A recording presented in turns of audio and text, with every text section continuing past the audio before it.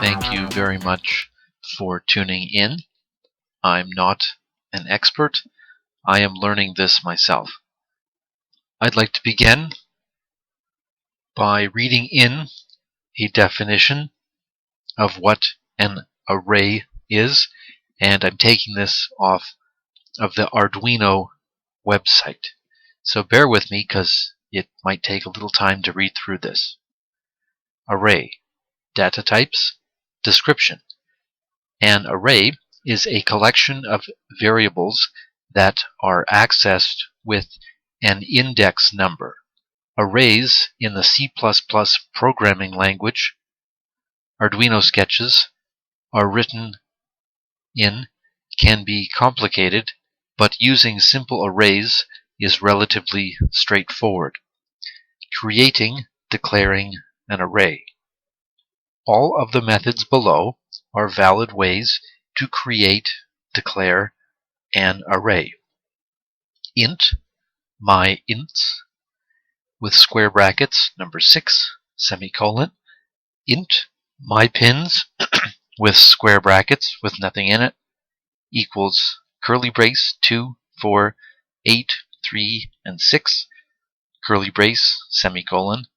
Int, my sense vals, square brackets, 6, equals curly brace 2, 4, negative 8, 3, and 2, curly brace, semicolon. Char or care message, square brackets, 6, equals hello in quotes, semicolon. You can declare an array without initializing it, as in my ints. In my pins, we declare an array without explicitly choosing a size. The compiler counts the elements and creates an array of the appropriate size. Finally, you can both initialize and size your array, as in my sense vals. Note that when declaring an array of type char, one more element than your initialization is required to hold the required null character. Accessing an array. Arrays are zero-indexed, that is, referring to the array initialization above. The first element of the array is at index 0. Hence, my sense vals, square brackets with a 0 in it, equals 2, my sense vals, square brackets 1, equals 4, and so forth. It also means that in an array with 10 elements, index 9 is the last element.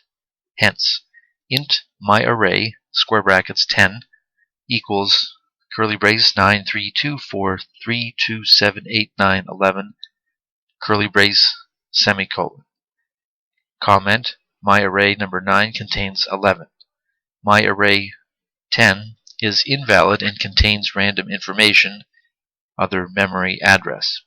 For this reason, you should be careful in accessing arrays.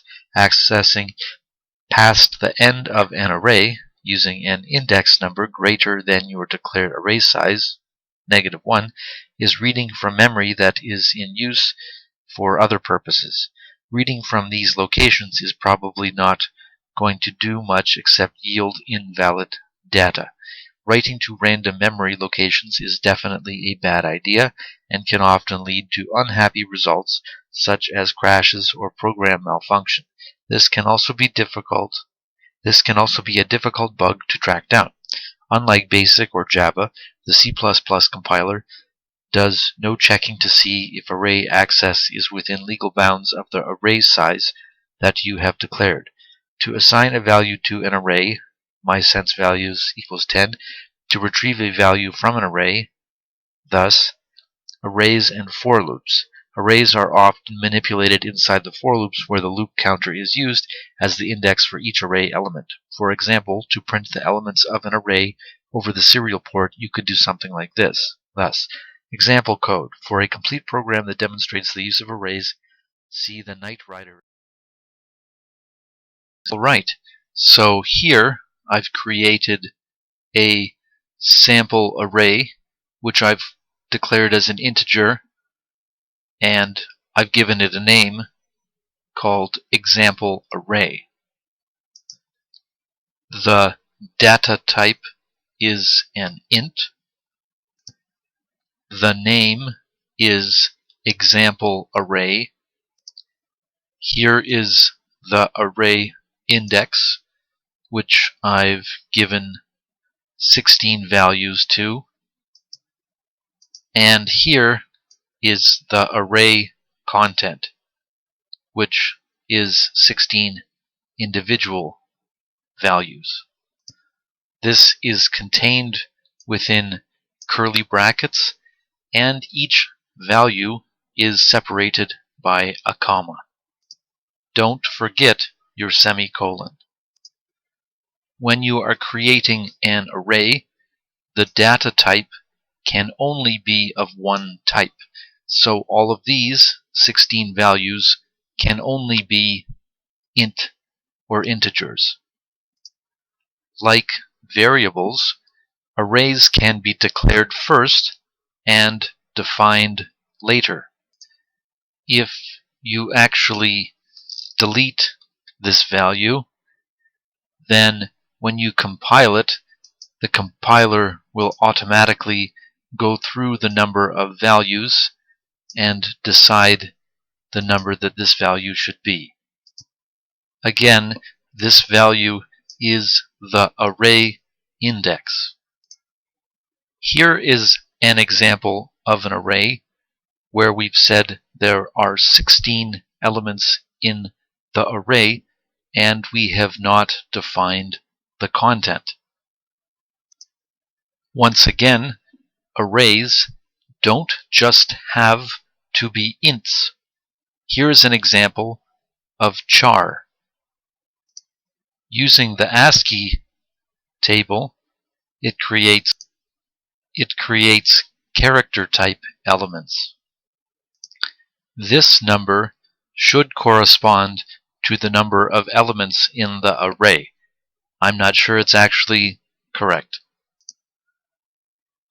Rance Mulliniks was a baseball player that played for 16 years in the major leagues. Between 1977 and 1992, he accumulated stolen base statistics each year he played, and he consistently acquired them at a similar rate, not really exceeding 3 stolen bases per year, and some years having 0. So, to make things interesting, I have created an integer array which shows the number of years Rance Mulliniks played for professional baseball, and then the different statistics each year for stolen bases. Now, to access an array, you use its name and the index number of the element that you wish to access. One thing to remember is that arrays have a 0 index. This means that the first element in an array is indexed as number 0, and the second number or element is indexed as 1. Let's say in a void loop I wish to access part of an array. You use the array name.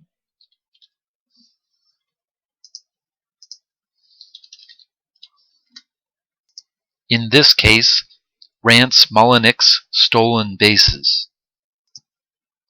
followed by square brackets. Inside my square bracket is where I use the index to reference a particular element in the array. So if I say 0, that means I'm accessing the 0 index of the very first element in the array, index number 0, which actually happens to be 1. If I chose number 6, that means I'm accessing element number 6 in the array. 1, 2, 3, 4, 5, 6, which actually has stored in it the value of 3. Right. Well, I borrowed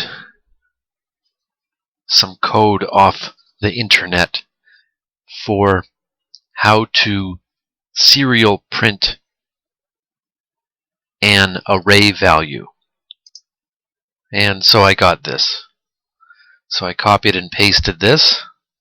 And so now it's using a for loop to display the serial printing of an element in the array. Now, I've seen several tutorial videos on YouTube which also use a for loop. Now, remembering that arrays are 0 indexed, so for example 0, 1, 2, 3, 4, 5, the 5th element in the array is going to be number 3. So I've chosen the 5th element in the array to be printed. I've already compiled or verified and uploaded, and I will open the serial monitor, and number 3 is printing because 3 is the 5th element in the array. 0, 1, 2, 3, 4, 5.